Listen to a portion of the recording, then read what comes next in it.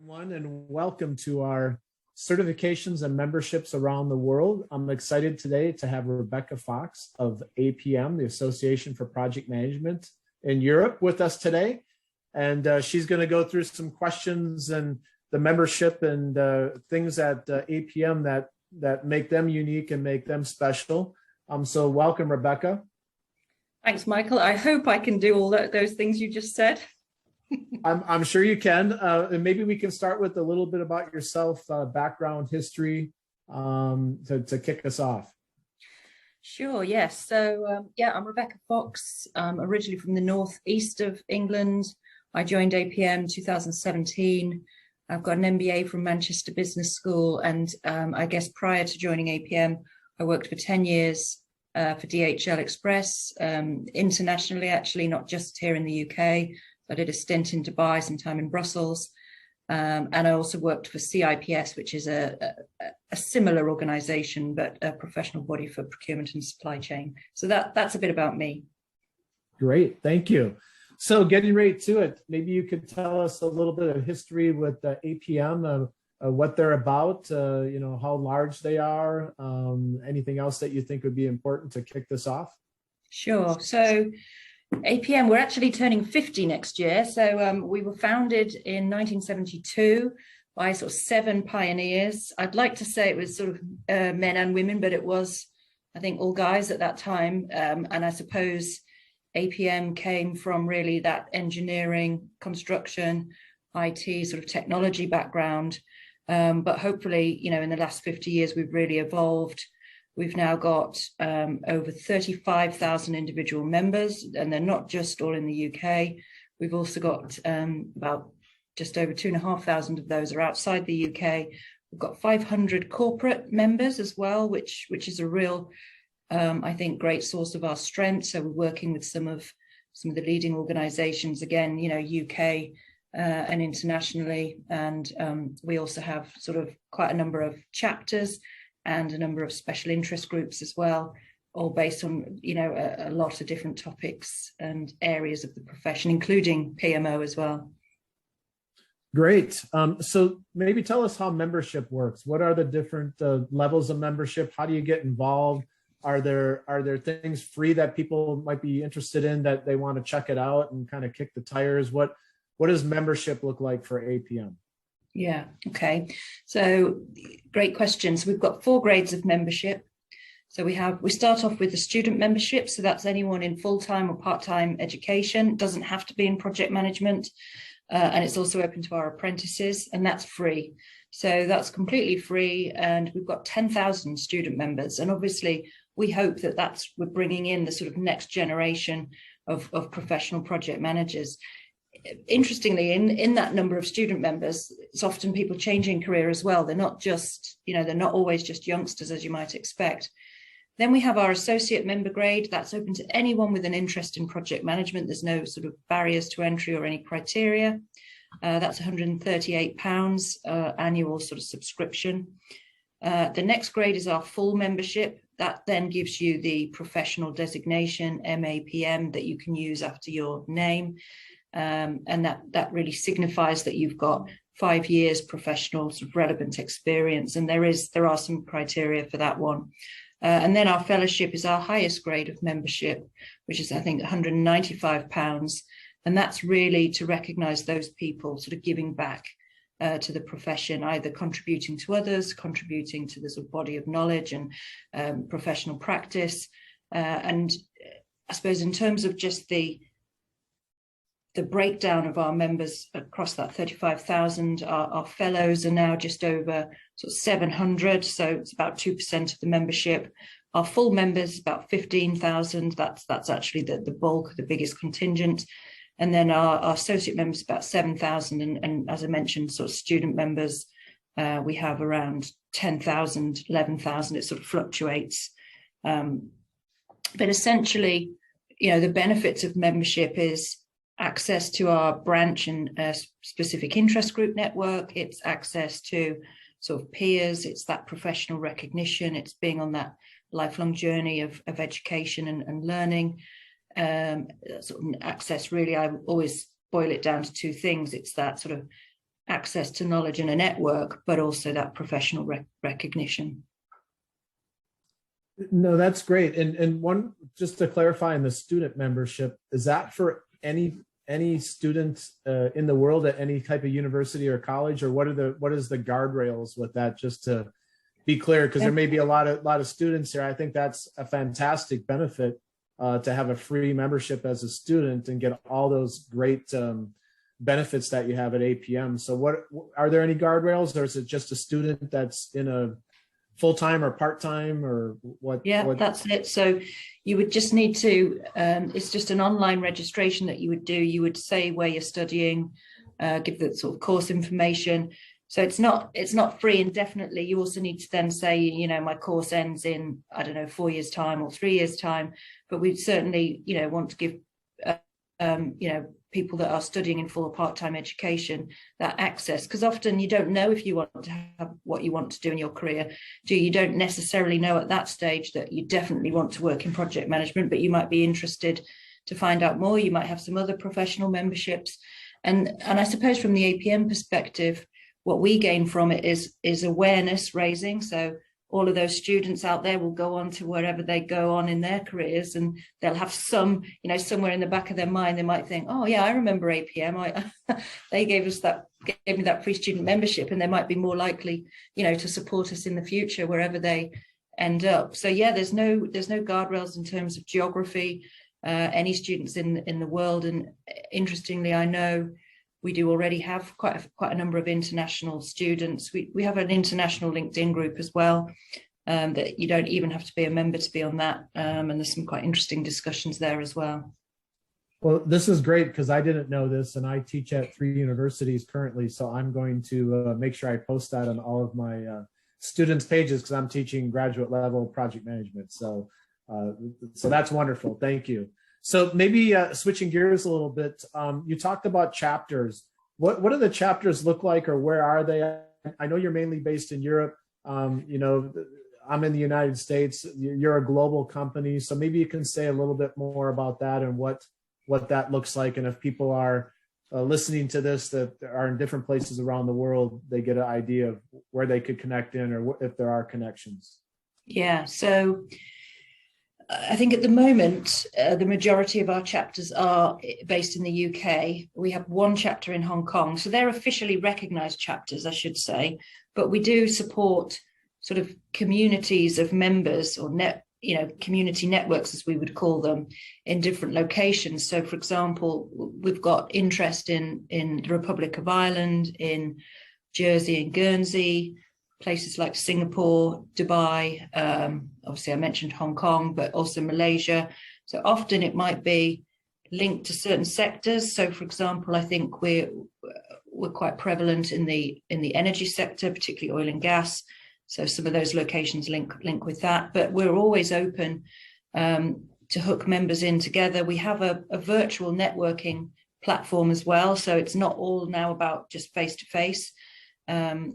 And actually, if we get enough critical mass of people in any one location, we are open to starting a new chapter, or branch as we call them, which is often confusing, because people think, oh, a branch, that means traditionally it sort of means like, I don't know, a bank or something, a branch of a bank. But yeah, it just means a group of volunteers that get together, organize events for that local community, and obviously, you know, sort of, I suppose, have some of the local issues and local context. So for example, in the southwest of the UK, it's a big area for aerospace and defence, so there might be more people of that sort of ilk. And then you go up to Scotland, you've got some of the sort of nuclear things happening, and submarines and so on. So yeah, it's quite a diverse mix, but we certainly want to grow, and we've definitely got international aspirations. But I guess, you know, it's fair to say we're nowhere near the size or footprint of PMI. And maybe building a little bit on that. So what is your current and future strategy for APM? How are you looking to grow? And you mentioned PMI, yeah, they're very large, but they don't cover everything, and they're in their transformation of change.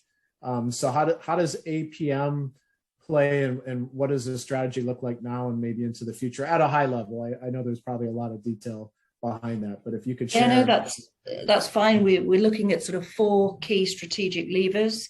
The first one is around, being the voice of the profession. I'm sorry.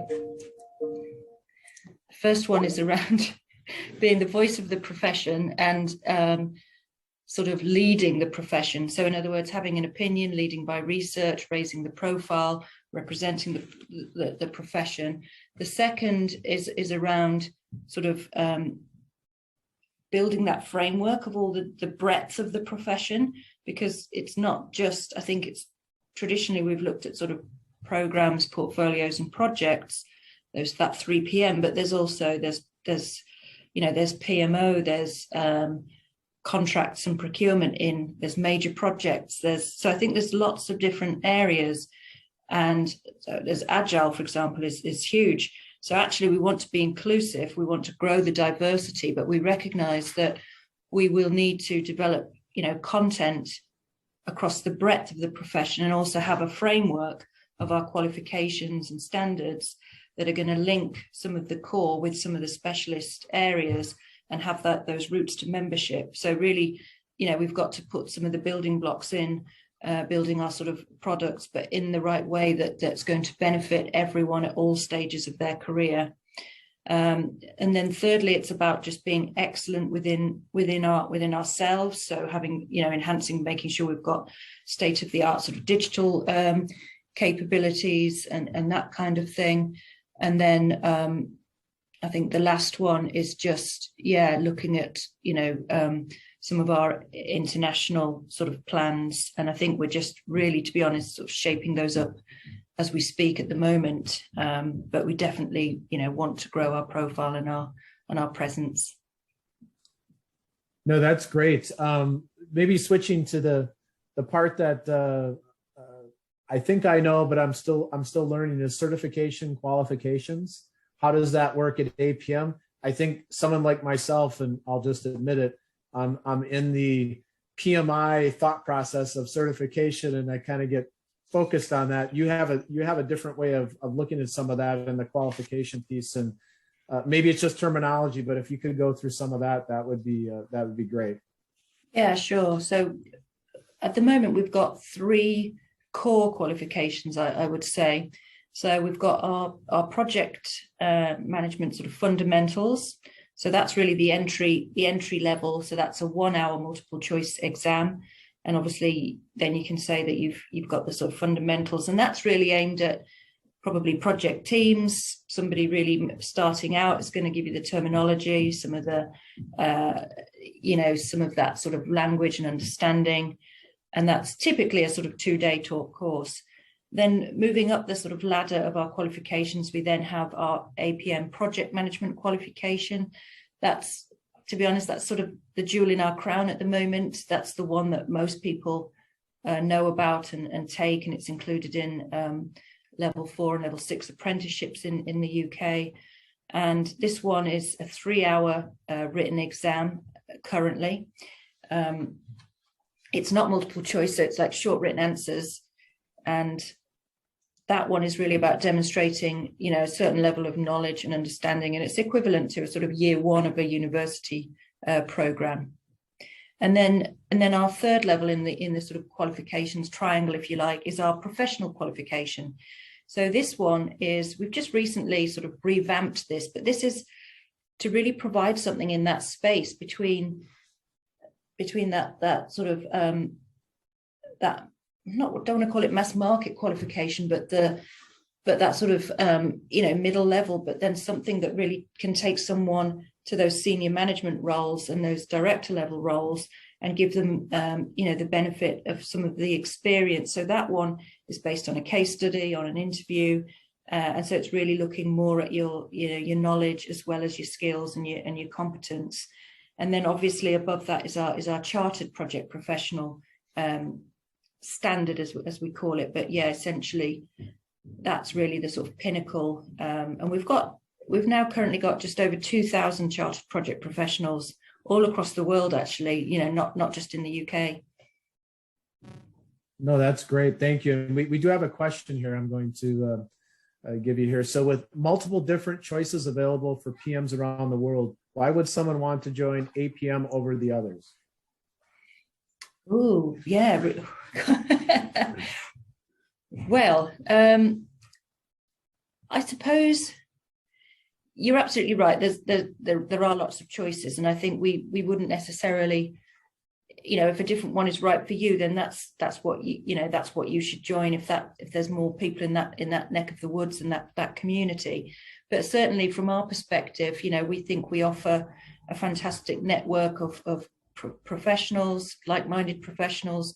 We think we've got a great virtual platform where you can literally go and ask somebody a question and you get 10 responses. We've got our specific interest groups that look at things like assurance, governance, benefits realization, so all into those specialist topic areas. And again, anyone around the world can be in that. So I think we've got a fantastic community, albeit sort of virtual as well as in person.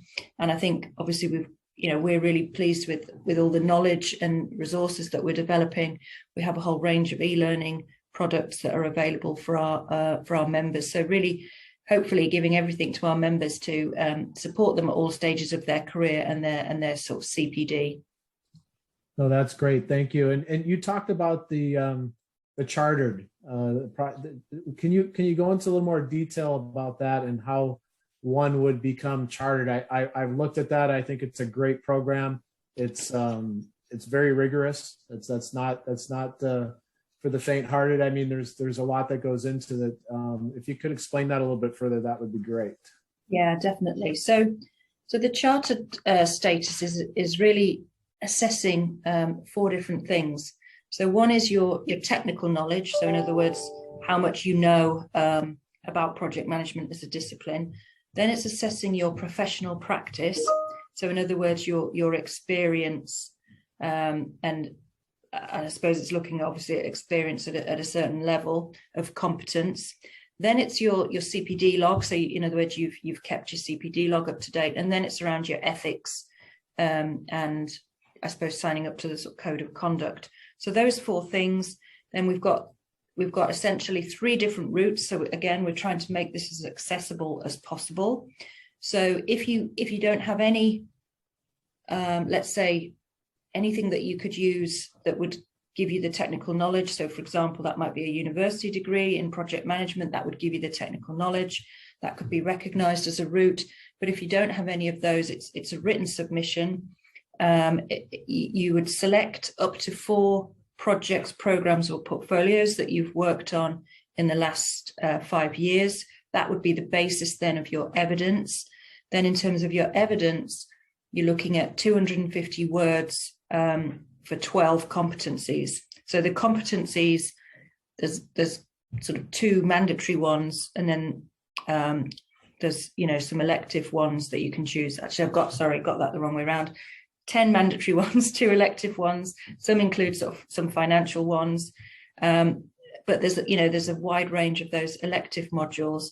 Then, if you're lucky enough to have both, I suppose a prior recognition of both your technical knowledge and professional practice, then that would give you the sort of route 2 application route. So there's route 1 if you've just got the technical knowledge. There's route 2 if you happen to have the professional practice and the technical knowledge, and then there's route 3, which is the completely experiential route if you don't have either of those 2, but you, through your work, you've gained that experience and that knowledge, and that you would have a longer interview, for example, with the assessors.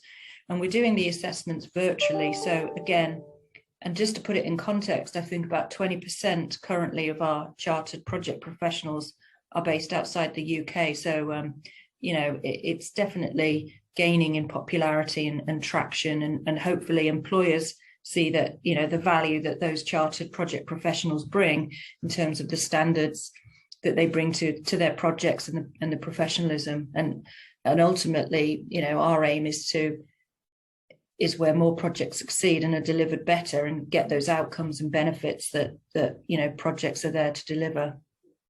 No, that's great. And do you think, I've looked at it personally a little bit, do you think they're going to be expanding or opening up like the Route 1 with the degrees that are looked at? Do you think that's going to change here over time, or is it going to be pretty limited?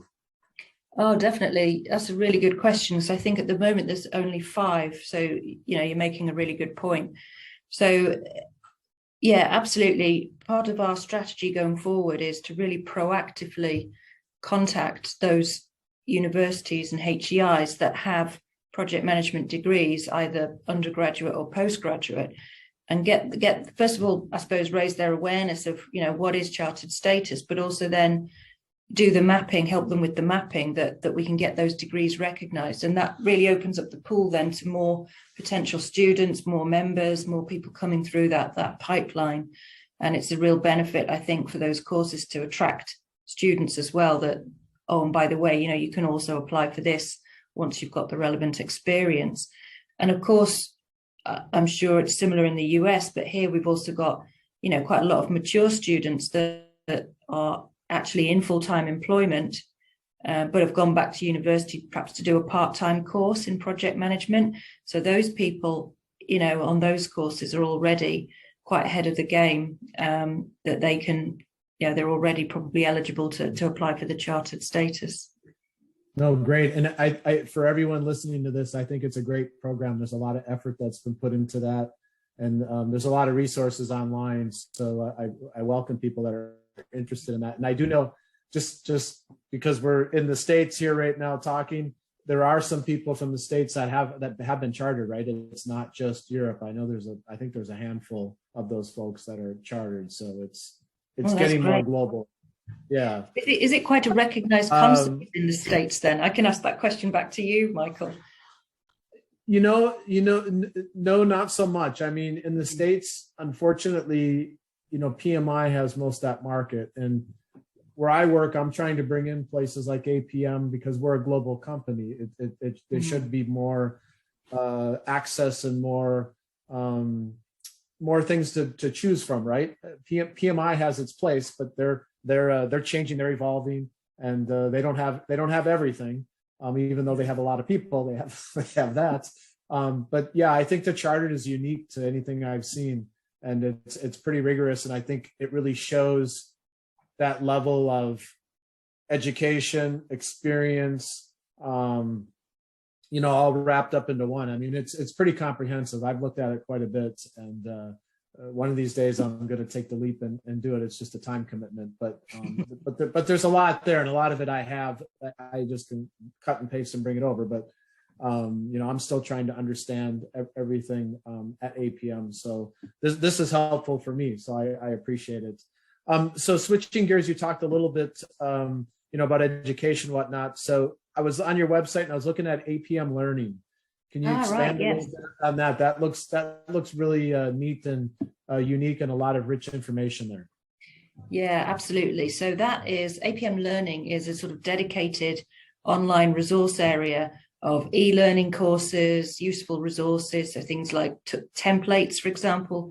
You can find all different templates, from a project initiation document to a project plan. So actually, and funnily enough, the reason why we did that was we've often based it on what are the things that people have come onto our website or Google and searched for the most. And one of them is like project plan template. So we've tried to actually, when we've designed this APM Learning, we've designed it based on our sort of members and based on, I suppose, people working in projects. And we've tried to mix as well what I often call the sort of pracademic. So there's, there may be some academic stuff on there, but also mixing in that what's going to resonate with practitioners and actually be helpful for people working in the field. And I think now we've got currently just under 20 sort of different topics on there, anything from benefits management, project controls, stakeholder engagement, stakeholder management, all of those quite interesting topics. And I think, the beauty of it is that you can go at your own pace, you can track your learning, you can use that for your CPD log. Particularly if you're chartered, you need to do a certain number of hours each year. So we're just trying to bring everything together that's going to help people deliver projects better ultimately. So it's really interesting. You just brought up a term that I've hardly ever heard. The first time I heard it was in Limerick, Ireland. You said pracademic. And I call myself a pracademic, so I view it as a practitioner and an academic, right? So Yeah.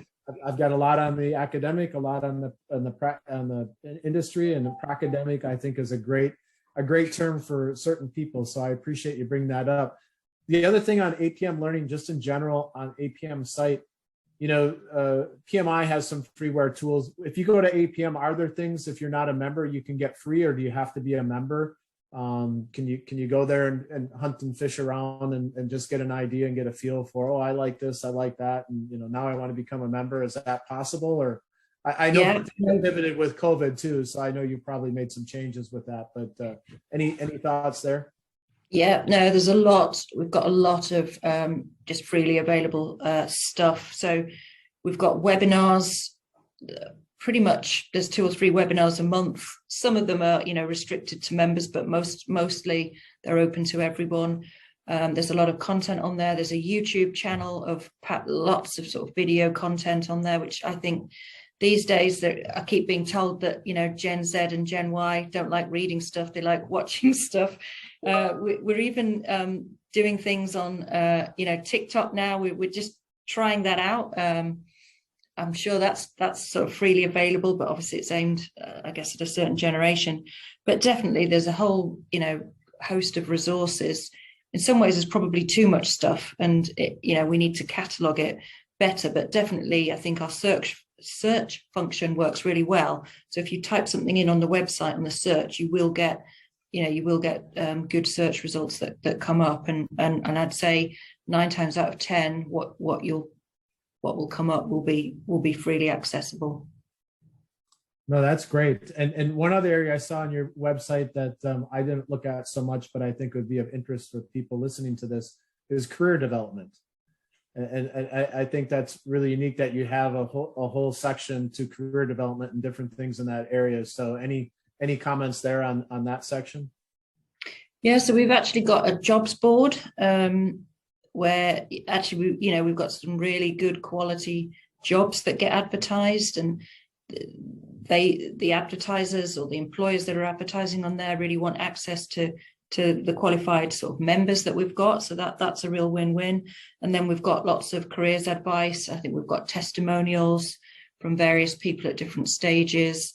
We've also got, I think, case studies from different employers.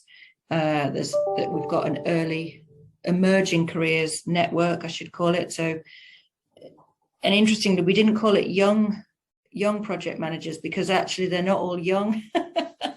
So it's emerging project management professionals, because it's, as I said before, what we're finding here in the UK, it's often people moving into the profession perhaps from a different discipline, and that's really interesting, because I think they bring something unique, each of them, to the profession as well. But then often they want to meet other people starting out, or they want to hear from employers. So we've got a lot of engagement, a lot of virtual engagement as well at the moment with that sort of emerging professionals network.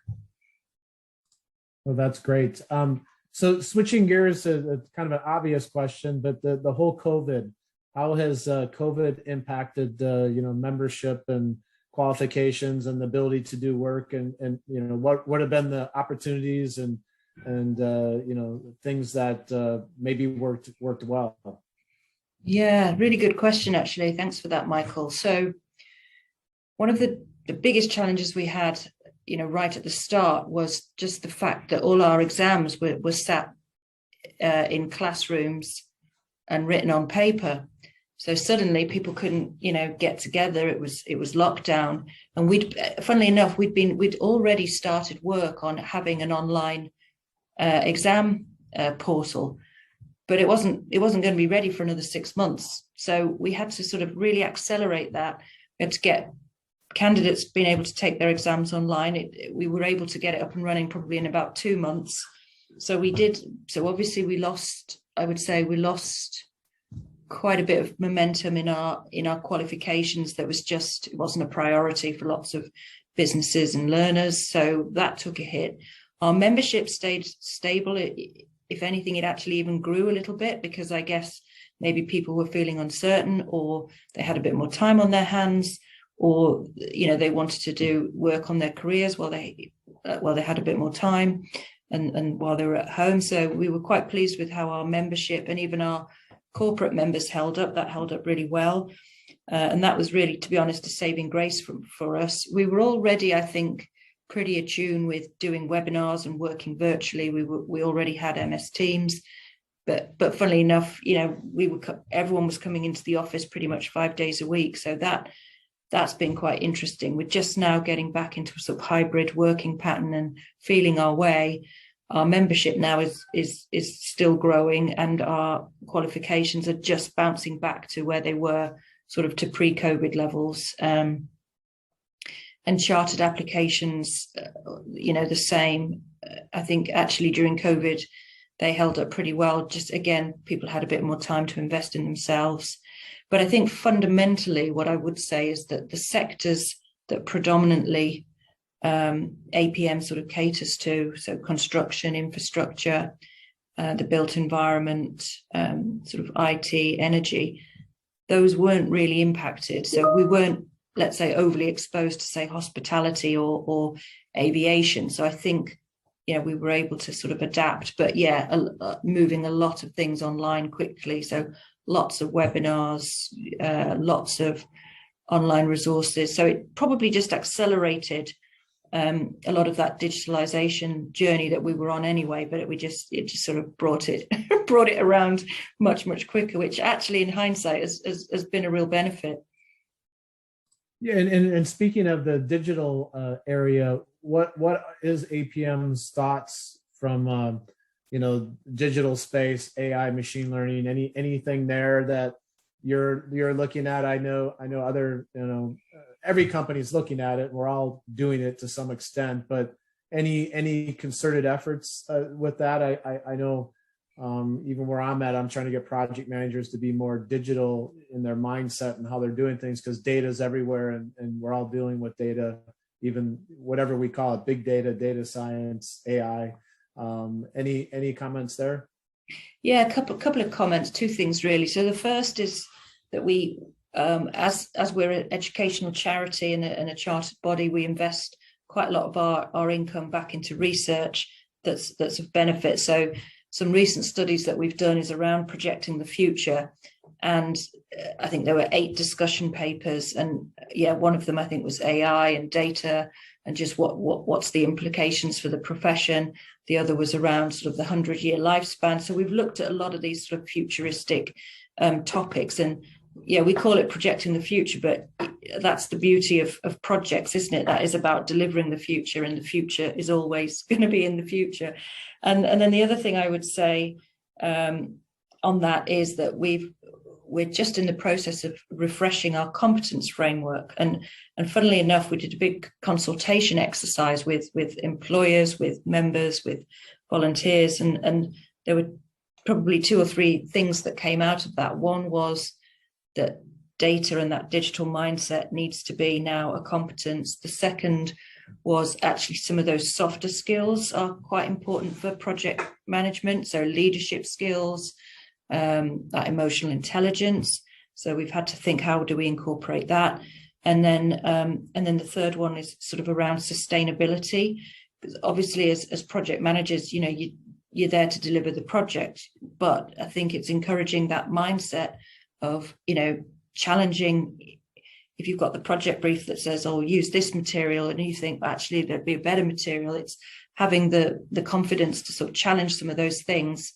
And we've seen, I don't know if you're aware of the sort of Grenfell Tower disaster, but there's a lot of work going on here in the UK to sort of make sure that standards are raised, within sort of projects, construction, and obviously across the board as well. So I think some of those competencies are going to become more and more important for project professionals. No, I would agree. And you had brought up a comment earlier on APM's focused on project, program, portfolios, but what about PMOs? PMOs of, there's a lot of PMOs, but they don't always get a lot of visibility. Anything that you're working on with PMOs, or any thoughts there? Yeah, well, exactly as I said, we want to kind of develop the breadth of the profession, because we realize it actually is beyond just projects, programs, and portfolios, and is things like project controls, procurement, governance, sponsorship. You know, the PMOs. There's so many areas or specialist areas. So at the moment, we're working on some specialist certificates. So we think that PMO may merit being one of those specialist sort of topics, that we would then develop a certificate that would be positioned between our PPQ and chartership. So we're looking at sort of quite a sort of senior level. But yeah, we think, and then developing those in a number of top sort of other specialist areas. So they may not, we don't think they'll ever be mass market, but we think, again, it's all about developing that framework, isn't it, for the whole profession, and to give people those opportunities to have that professional recognition and designation as well. And funnily enough, just at the moment, we're supporting, I think, 2 PMO conferences here in the UK. So there's the House of PMO, there's Future PMO. I know HS2, they have a PMO office. You know, lots of our corporate customers, members have PMOs. So I think it's definitely an area of growth. And like you say, sometimes they don't get the recognition, but actually they're the ones that are orchestrating everything and actually making it happen. Well, and I think PMO is such an interesting topic by itself. You know, where I work, it's a very large company, and PMO, if you tell people what does PMO mean, you may get different variations of that versus what you think it is. So that's kind of interesting, but it's definitely evolving, and a lot of great work going on around the world with different areas in PMO. Rebecca, are there any other questions or comments or things that we haven't covered that you may want to touch base on or let people know about APM? Just a final thing, just to say that, you know, next year is our 50th anniversary. So we've got a few really exciting things in the pipeline. So one of them is we're going to look at sort of 50 inspiring projects of the last 50 years. So I think, Michael, I'll come to you to be one of the contributors for that. So we're asking, we sort of want to ask a range of people, both in the profession and outside the profession, you know, to tell us about 3 projects or up to 3 projects that have inspired them. And we want to we want to raise awareness with the wider public about the impact that good project management has on making that difference in society and getting those projects delivered better. I think we always hear about the projects that go wrong or didn't deliver, but we hear a lot less about the projects that succeed and have been fantastic. So we want to celebrate the impact of projects. We're going to have, I think, a list of sort of movers and shakers in the project profession that are people to watch for the future.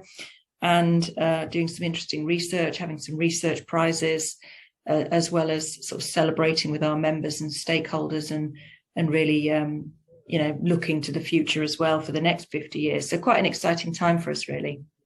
Yeah, no, that sounds great. And I also want to make a plug. I probably should have done it up front. I am an APM member. I have been for a number of years, and I find it very beneficial. There's a lot of benefits that I get out of it. And that's why I know a little bit about the charter and whatnot. I've come back to it a couple times, and then, you know, time slips away and whatnot, but there are a lot of really good benefits that APM has. I will say too, the magazine that you put out is very well done. A lot of rich content, good editors, good articles. There's always something in there that I learned. So I appreciate, that magazine that you do. And there's a lot of good content. So I'm telling people that are listening to this, they should go there and check it out. And Rebecca, if people want more information, should they contact you directly on LinkedIn, or how would they get? Yeah. Is that contact me on LinkedIn? That's fine. Or they can, look on our website. There's probably some contact information, but absolutely, as a first step, look me up on LinkedIn, and I can definitely point people in the right direction. Well, that'd be great. Well, Rebecca, I thank you for your time. I know you're very busy. You're back in the office. We're actually back in the office starting today. I didn't make it in today, but we're starting to do a hybrid model. So I know we're all kind of feeling our way through this, this pandemic, and appreciate your time. And want to thank everyone for being on here, and look forward to our next installment in 2 months, and we'll have more information out on the PMO Leader website. So thank you. It's a pleasure. Thanks, Michael. Thanks, everybody. All right. Take care. Bye-bye. You will do. Bye-bye.